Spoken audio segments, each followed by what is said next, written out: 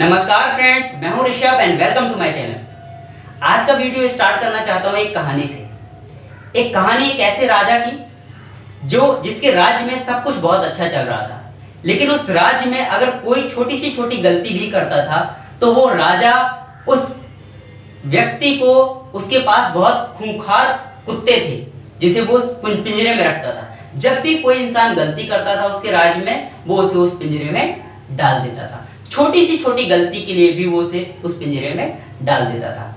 ऐसे ही उसके जो बहुत विश्वसनीय और अच्छे मंत्री थे जो उसके लिए काम करते थे, उसके राज्य के लिए काम करते थे, एक बार कुछ घर की कुछ प्रॉब्लम्स की वजह से एक मंत्री से छोटी सी गलती हो गई, वो थोड़ा सा लेट हो गया, जिस वजह से राजा को बहुत गुस्सा आया और राजा ने आदेश दे दिया कि इस मंत्री को कुत्तों के सामने डाल दिया जाए।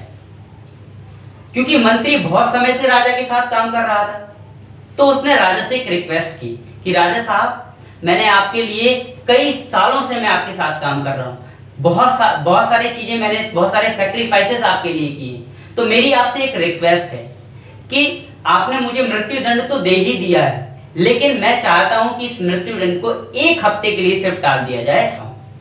राजा ने कहा चलो ठीक है, क्योंकि ये विश्वसनीय रहा है और बहुत समय से हमारे साथ काम करता रहा है, तो इसे ये चांस दे देते हैं। अब वो मंत्री पूरे एक हफ्ता 7 दिन सुबह शाम कुत्तों के पिंजरों के आसपास रहता था। उन्हें खाना देना होता था तो वही देता था, सुबह भी शाम भी।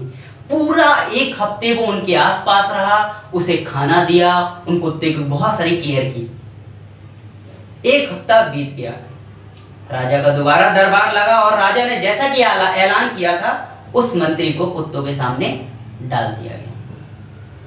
कुत्तों ने एकदम से उसके ऊपर झपटा मारा और उसके पास पहुंचने के बाद कुत्ते एकदम शांत हो गए और अपनी पूंछ हिलाने लगे और ऐसा लगने लगा जैसे वो कुत्ते उसके दोस्त हों और उन कुत्तों ने उसको कोई भी हानि नहीं पहुंचाई।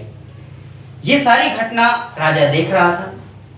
कुछ समय बाद जब कुत्तों ने उसे कोई हानि नहीं पहुंचाई तो राजा ने उस मंत्री को बाहर बुलवाया और पूछा कि क्या कारण है, ये कैसे हुआ, कितने खूंखार कुत्ते जिन्हें मैंने सिर्फ और सिर्फ सजा देने के लिए, लोगों को सजा देने के लिए ही रख रखा है, उन्होंने तुम्हें क्यों नहीं काटा, उन्होंने तुम्हें क्यों नहीं हानि पहुंचाई।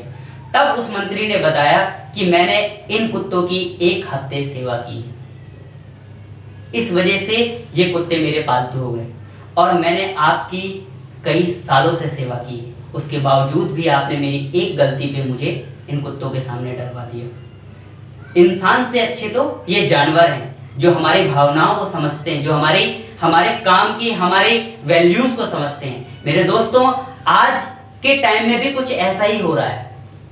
कुछ ऐसे उद्योगपति हैं, कुछ ऐसे बड़े लोग हैं जो अपने साथ वर्क करने वाले वर्कर के साथ बहुत बुरा बिहेव कर रहे हैं, जो उनकी फीलिंग्स को नहीं समझते, उनकी जरूरतों को नहीं समझते हैं, उनकी सैलरीज के साथ बहुत सारे, मैं आपको नहीं बताना चाहता हूं, आप खुद समझदार हैं और आप इस वीडियो को देख के समझ रहे होंगे।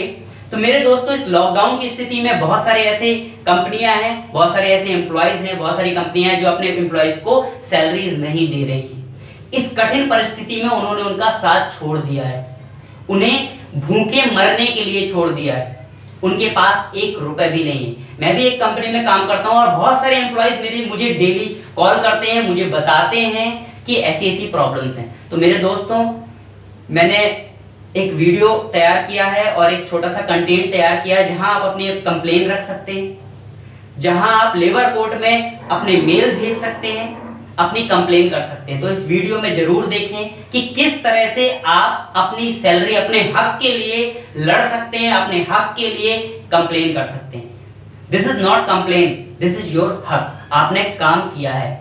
तो मेरे दोस्तों, इस वीडियो को जरूर देखें और अगर आपके साथ भी कुछ ऐसा हुआ हो तो आपको ये वीडियो बहुत ज्यादा हेल्पफुल हो सकता है। Thank you for watching, thank you for supporting.